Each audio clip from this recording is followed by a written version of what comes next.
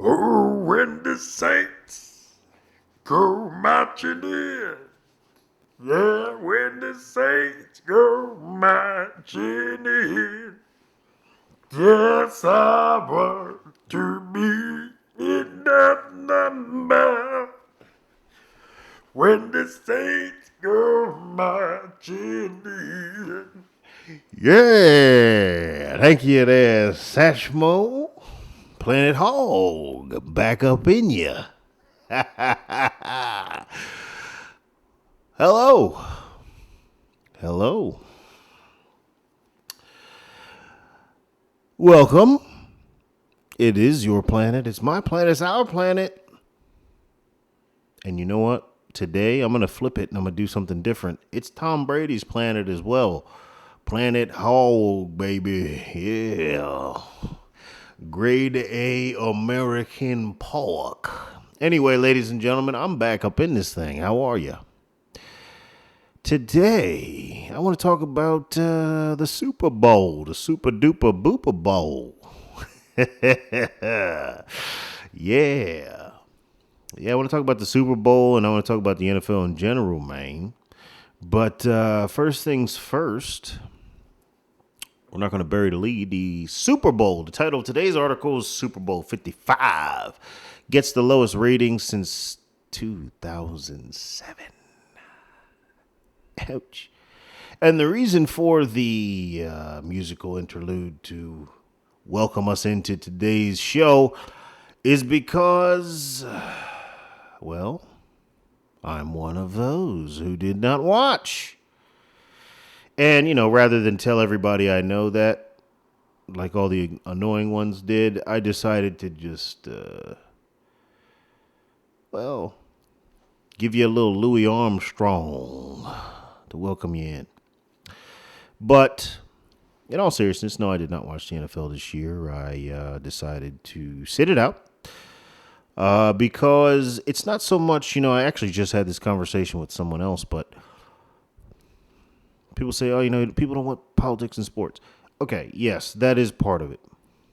And it may be a big part of it, but certainly another part of it is, and you can obviously gauge how big that is for you, but it's a big part for me, and it's this.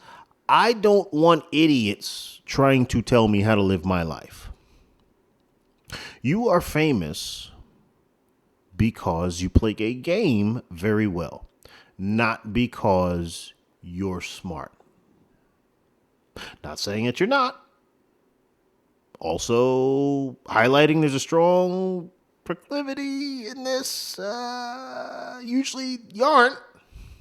It was a basketball scholarship, not an academic one. Okay.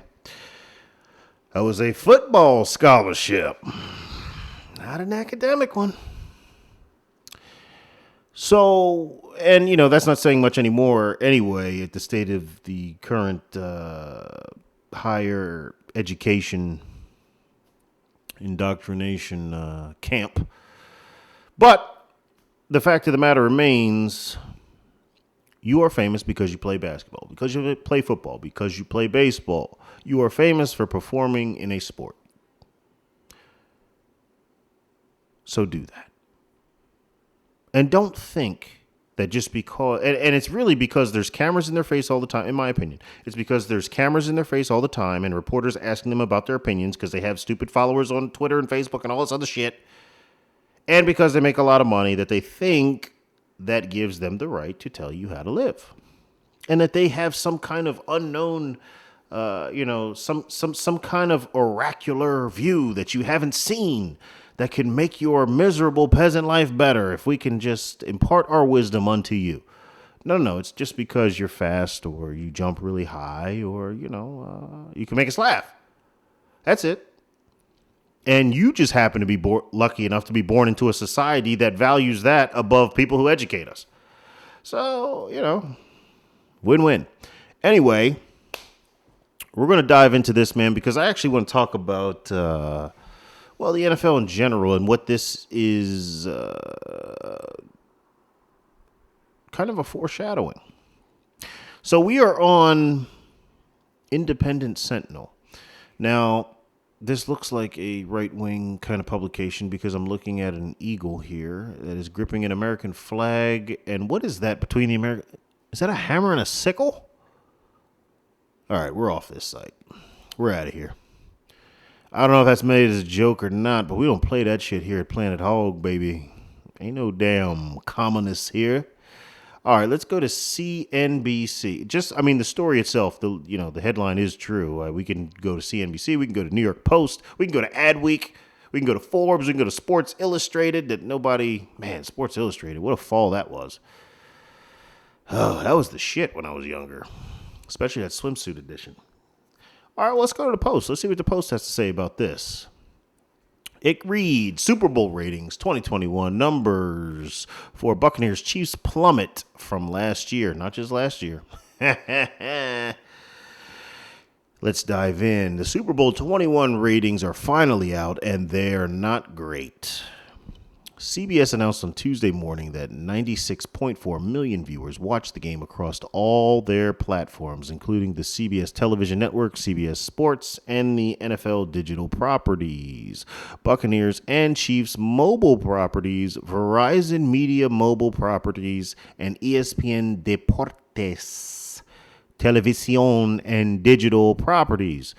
Okay, stopping right there. The fact that they had to conglomerate all of these other mediums tells you how bad this situation is. And I've noticed that this is a trick, clearly, that the NFL picked up, right? Because they're taking their information from the NFL, I'm sure.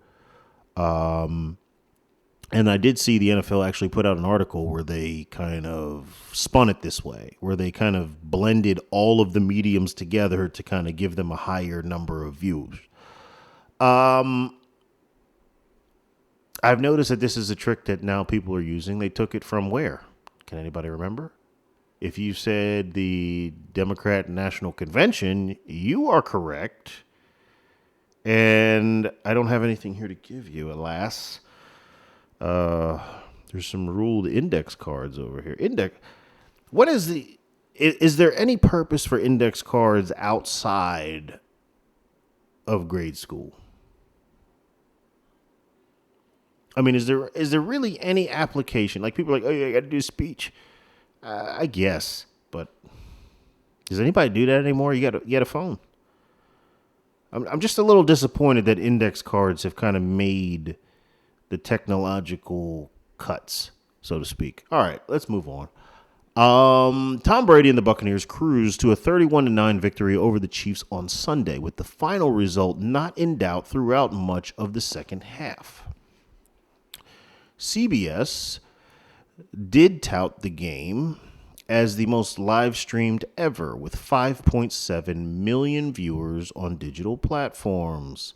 While CBS didn't announce the numbers of viewers who watched the game on CBS, Sports Business Journal reported the total number was 91.629 million. And I haven't really delved into these numbers to any extent yet, but on the surface, my first reaction to this is obviously, or at least it would make sense. It seems cogent that the number of viewers on streaming platforms would be astronomically high. Anybody take a guess as to why? It starts with a co and ends with a year's worth of lockdowns. If you guess the China virus, you are correct. You win. I still don't have anything. I have index cards. All right, let's move on. Concerns in the sports media industry grew when the ratings of the game were not released on Monday, which is highly unusual. Super Bowl numbers, this is a quotation, Super Bowl numbers are still being processed and verified. No, they did not say that shit. Oh, my God. For the people who actually know what the fuck is going on and can see through the bullshit, there are moments like this that are very entertaining. Nielsen said on a statement on Monday night, we anticipate the final viewing figures which will include out-of-home viewing, will be available to the media Tuesday. Super Bowl numbers are still being processed and verified. What the fuck does that sound like to you? Did they use the Dominion voting system to kind of count the Super Bowl numbers, or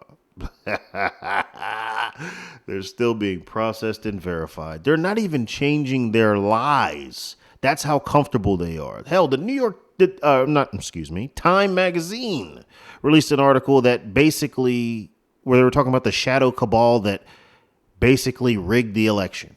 It's in the headline. I will include that. They're not even afraid.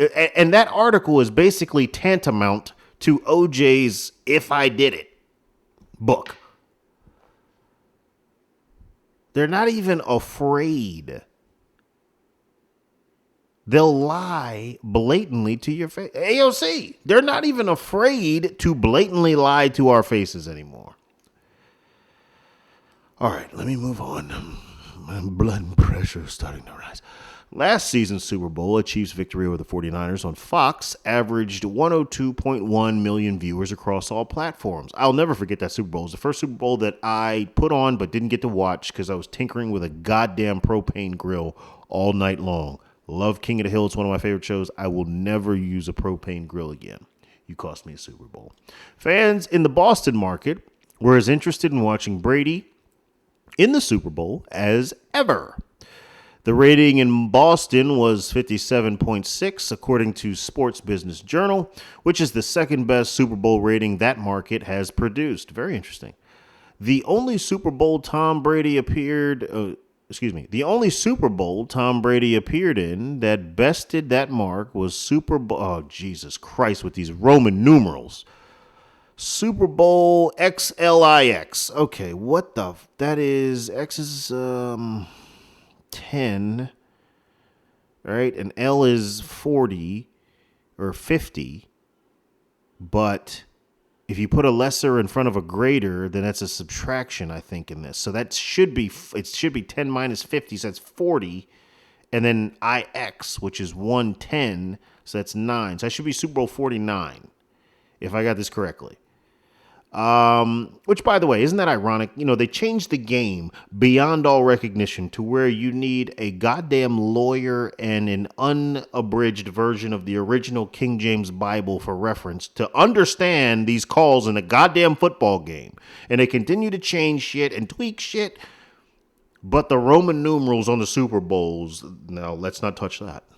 So everybody has to hearken back to that weird math unit when we were all in grade school where we learned about Greek numerals. And then we got to do that goofy math that I just had to do and try to remember what these stupid ass letters actually mean. But you change everything else. But we keep the Roman numerals. Okay, let's move forward. Fucking idiots. The only Super Bowl Tom Brady appeared in that bested that mark was Super Bowl XLIX in 2015, when the Patriots beat the Seahawks for Brady's 5th ring. The Boston rating for that game was 61. Okay, so it was 61 then, and it was 57.6 on Sunday. Boston loves Brady. I like that, man. That's loyalty. I respect that. Boston Super Bowl 21 rating was higher than the Tampa market. It's my backyard. I actually heard the fireworks. It woke me up. That's how I knew the Bucks won. I was really upset. I enjoy being in the hometown when the hometown loses. Does no one else enjoy that? You feel that funk that's over everybody? It's beautiful. Anyway, Boston Super Bowl rating 21 ratings higher than Tampa market, which was 52.3. In Kansas City, where Chiefs fans were hoping for a second straight championship, the rating was 59.9 with a peak of 63.1. Per Sports Business Journal, Kansas City, Boston, and Tampa were the top 3 markets. Amid very different circumstances due to the COVID-19 pandemic, the New York ratings saw a small increase to 45.7, up from 45.2 last year. And that is the end of the article, ladies and gentlemen. So, Why? Well, let's talk about the elephant in the room. And someone vandalized it with the letters BLM. Let's talk about me as a sports fan. I am a very big sports fan. Actually, this podcast initially was supposed to be about the NFL or just really football in general, because I love football. Absolutely love it. One of my favorite sports. Football and baseball neck and neck. But I veered, which I explained in episode 1. But since we're on the topic now, I used to be a very big fan of the NBA. There was a point in time in my life where the NBA actually trumped the NFL because I was actively playing basketball at that time. And I bought the shoes, I had the kamikazes, I had jerseys. I never missed a game. I played all the video games, Kobe Bryant NBA courtside. Even to this day, I will destroy anyone with the Charlotte Hornets. And you can take that to the bank. But the point of the matter is, I was all about some NBA. And something happened. Then something happened. They started to invite more of these personalities in and they came in the form of writers. They came in the form of hosts of TV shows. They came in the form of broadcast personalities. People who weren't about the NBA. People who were about other things. And that polluted the product. And then at that point, after that powder keg built, all they needed was a fuse. Hello. What's that guy's name? Sterling? David Sterling? Donald Sterling? Let me look him up real quick. The guy who used to own the Clippers, who they made sell the team. Donald Sterling. Oh, that's not good, right? Well, yeah, of course his name's Donald. Hello, Donald Sterling. That was the fuse the NBA needed to explode into the horseshit of befuddled garbage it is right now. Which was a shame.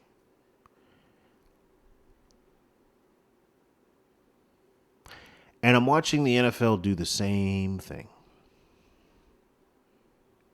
I'm watching the NFL cater to people who are not football fans, pander to people who hate the game of football, because let's be honest, what does football represent? Patriotism, masculinity, meritocracy. 3 things that are utterly despised by people on the left. Patriotism, masculinity, meritocracy. Football's always been tied to America. Always will be. That's why we don't call it soccer. Not here. Masculinity, it's a man's game. Those are modern day gladiators. It's one of the games where you can really see man in his most primal, where you can just unload, unleash. Meritocracy, you get what you earn. If you work hard, make the team. You don't, you don't. But where football has all of these values in its core, in its blood, in its foundation, now they're trying to inject all of these other extraneous and utterly irrelevant things. Why aren't there more black coaches? I'm sorry. Why aren't there more black owners? I'm sorry. Because there's 32 teams in the NFL. Who is going to sell a team? That's money. That's not money. That's wealth. create a 33rd team. There's plenty of, because, here's the thing about the NFL, for as racist as it is, and I will quote Jason Whitlock on this, a brilliant man. Name another organization. There is no other organization in America that mass produces more black millionaires than the goddamn NFL. There is no other, name me one other organization that takes a person who, and we're looking at them through the eyes of the workplace, is utterly unskilled.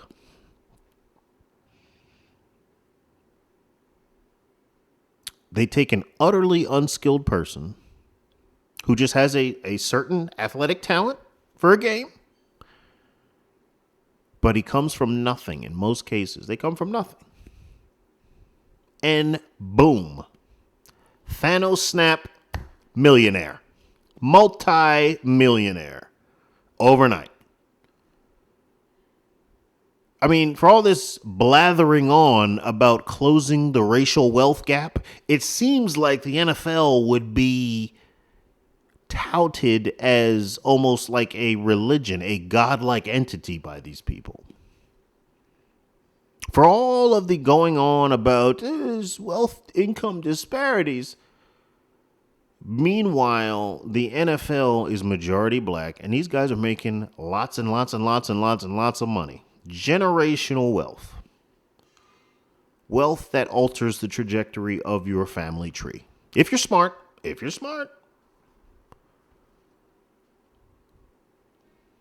So I watched the NBA basically rot from within. And I refuse to watch the NFL do that. But it's well on the way. Because just like when the NBA fell, it's under weak leadership. Look at that man, Adam Silver. He's cachectic. He looks like he's starving himself in protest for the NBA losing money. Until they get their ratings up, he's not going to eat. But in all seriousness, when do we entertain the discussion that this man may have the most severe form of Stockholm Syndrome? Because think about it, 99.9% of his workforce is black. What is he really going to say? I guess we'll have to wait for his memoirs from his deathbed. Anyway, the NFL's in a similar situation with Roger Goodell. Roger Goodell is, I could do another 30 on Roger Goodell. I could go hog wild on some Roger Goodell. Suffice it to say, ladies and gentlemen, I'm not a fan. I think he's weak. I don't think he's a football person. I think he was a person that was more interested in his own legacy than that of the game, which is why he made so many inane rule changes and continues to, and why he now starts to pander to social, quote unquote, social justice. I despise Roger Goodell. I detest Roger Goodell.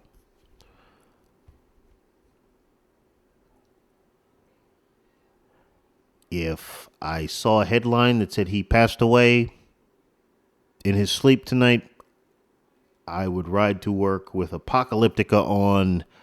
If you are dead or still alive, what is it?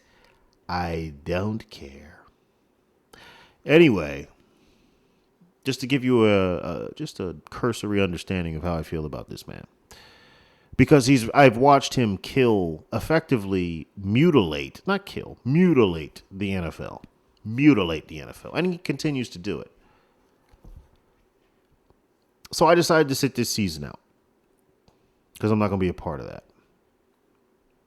And I will listen this offseason. Now, I'm not going to lie to you. My inclination is not to return. Because the NFL is different than the NBA. The NFL is a bigger beast. This ratings kind of boycott, protest, whatever you want to call it, it would have to be sustained for several years for them to actually really kind of get the message and feel it.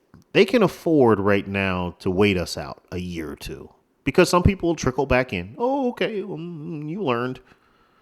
And then they're back to doing it again, and that person's back to bitching about it but still watching the game. So we'll see this offseason. They better do a complete 180. And for people who use that phrase, please say complete 180. You look like an idiot when you say complete 360. So anyway, we'll see what they do in this offseason. I'm not optimistic, and I'm going to tell you something right now. It's going to take a marked departure from what we saw this year, meaning they will have to come out, admit culpability, or at least admit the fault in what they did, and repent. And maybe I'll tune in starting week 3. Apparently the Cowboys were terrible last year, so I'm not in a hurry. But anyway, I love the game of football. But I'm not but what I love more is my own integrity.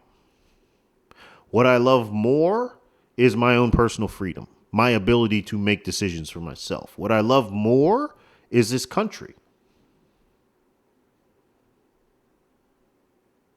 So if you make me choose, there is no choice.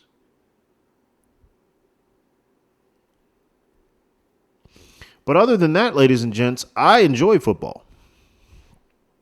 Like I said, this is supposed to be a football podcast. I actually have a 10 commandments. I might do this. I do have a 10 commandments for the NFL draft and free agency. I'm not bullshitting you. I'll give you one of the commandments right now. The first commandment is don't draft a quarterback from the Pac-12 because they never pan out. The second commandment is be ye careful when drafting. I'm sorry. No, not be ye careful. That's commandment 4. Number 2 is woe unto ye who draft a running back from the SEC. So I may do that. I may do that one later. But again, I'm not going to be dictated to like I'm some mindless simpleton. Especially by people who I feel very comfortable in saying are not as intelligent as me. Or are not as intelligent as I feel like most of us should feel that way. I'm sorry, you're not famous because you're smart. Can we just talk the truth? You're famous because you run a 4.140. And you can throw the ball 150 yards.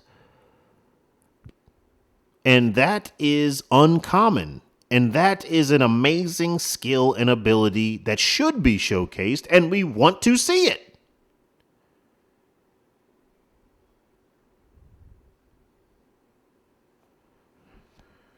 You know, to borrow a quote from one of my favorite Clint Eastwood westerns, Joe Kidd.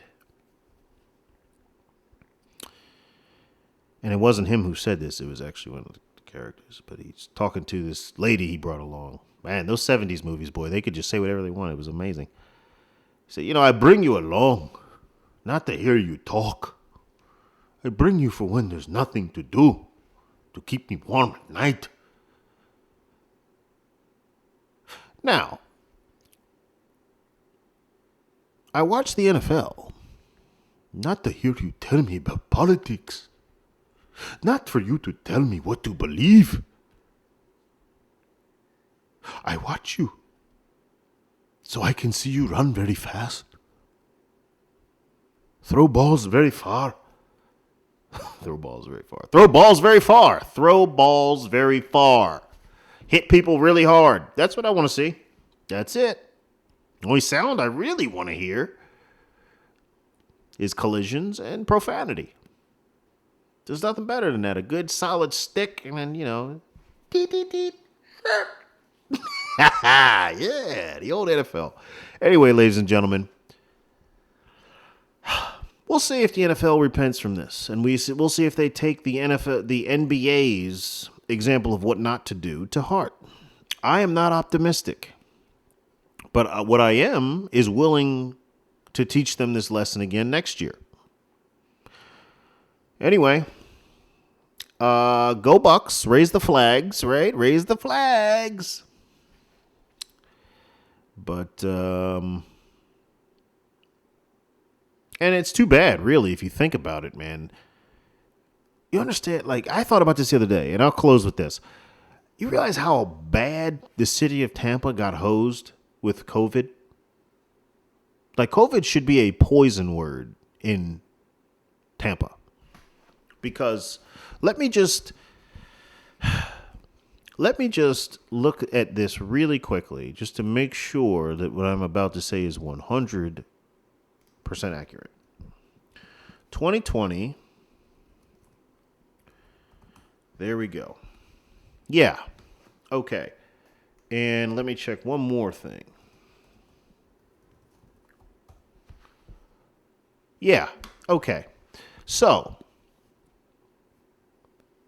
as we all know, COVID happened in 2020, the year of hindsight. But think about this. The city of Tampa had their hockey team in the Stanley Cup Finals. The Lightning were in the finals. Their baseball team was in the World Series. The Rays were in the World fucking Series. Their football team was in the Super Bowl. The Bucks were in the Super Bowl. All three Tampa teams. Not to mention, by the way, a small little event that really nobody ever goes to, called WrestleMania, was supposed to be here as well. 4 economic boons that this city missed because of a phantom. What? Because of a... What was that? Don't do that. Because of the pandemic. It's crazy. But if you think about any one of those 4 things, but they had all 4 in the same year, essentially, because the NFL is the only one that kind of carries over like that. You missed the Stanley Cup Finals and the boon from it, the economic boon from it. You missed the World Series, you missed WrestleMania, and you missed the Super Bowl. Wow. Anyway, ladies and gentlemen, something to think about. That's amazing. Just to have 3 teams from your city in the championship at the same time. I feel like that no other city's done that. But if there's one that has, it's probably, Boston, right? Because the Patriots count for Boston. Anyway, thanks for tuning in. I appreciate it. And shout out to everybody over there on the Rumble. The Rumble. Everybody else, I will see you guys on the flippity flip side. Peace out.